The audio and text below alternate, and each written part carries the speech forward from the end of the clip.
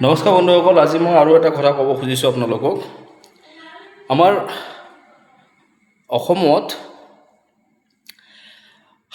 সাহায্য আগবঢ়োৱা মানুহজনকো ধৰ্মৰ ভিত্তিতহে চোৱা যায়।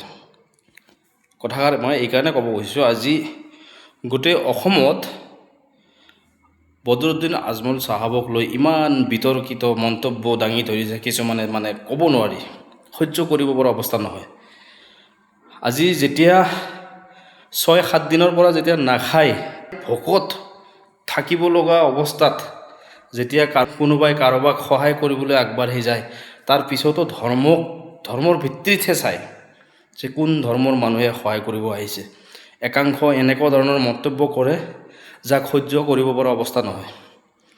গোটেই অসমখনক বদনামৰ লগতে বিশৃংখলৰ সৃষ্টি কৰাৰ এটা প্ৰচেষ্টা সত্যৰঞ্জনৰ পৰা আৰম্ভ কৰি একাংশ ব্যক্তিসকলে, এওঁলোকে এক পইচাৰো সাহায্য কৰিবলৈ আগবাঢ়ি যোৱা নাই, কিন্তু অকল মুখেদি মাতিয়ে আছে আৰু ধৰ্মৰ ভিত্তিত কিছুমান মন্তব্য দাঙি ধৰিছে।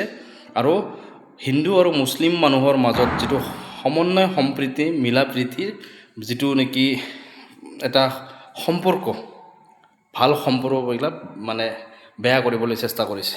আপোনালোকে নিশ্চয় গম পাইছে ইতিমধ্যে। আৰু মই সেইকাৰণে আজি আৰু এষাৰ কথা ক'ব খুজিছোঁ।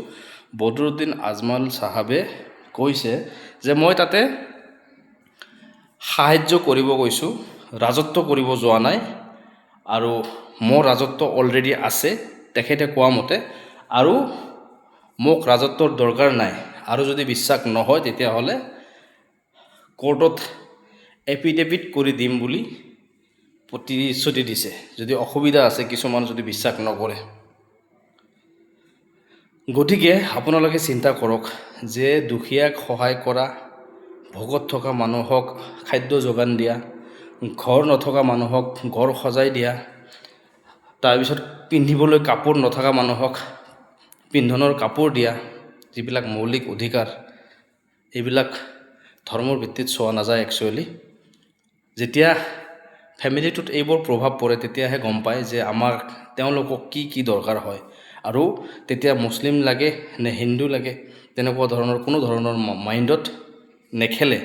গতিকে একাংশই এই অসমত থকা মিলা প্ৰীতিক ধ্বংস কৰিবলৈ প্ৰচেষ্টা কৰি আছে, আৰু এওঁলোকক উচিত শাস্তি দিব লাগে। মোৰ মতে এনেকৈ এৰি দিব নালাগে, আৰু গোটেই অসমখনক ভাল সম্পৰ্কত গঢ়ি উঠিবলৈ সুবিধা দিব লাগে। ধন্যবাদ। জয় জুবিন দা, জয় আই অসম।